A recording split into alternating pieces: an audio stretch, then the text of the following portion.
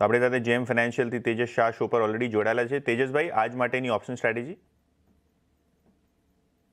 તો યતિનભાઈ, જેમ કે મેં જણાવ્યું, આપણે એક મેક ઓર બ્રેક સપોર્ટ લેવલની આજુબાજુ ટ્રેડ કરી રહ્યા છે, તો અમને લાગે છે કે આ સપોર્ટ લેવલ હોલ્ડ કરી શકે છે નિફ્ટી, અને કાલે એક્સપાયરી છે તો 25,700નો જે કોલ ચાલી રહ્યો છે એ 113ની આજુબાજુ ટ્રેડ કરી રહ્યો છે, તો 105થી લઈને 115ની વચ્ચે અક્યુમ્યુલેટ કરો.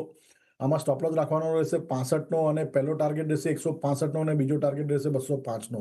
તો ચાન્સીસ છે કે નિફ્ટી અહીંયાથી આ 25,700નું લેવલ હોલ્ડ કરે અને અહીંયાથી એક માઇનર રેલી આવી શકે છે નિફ્ટીમાં.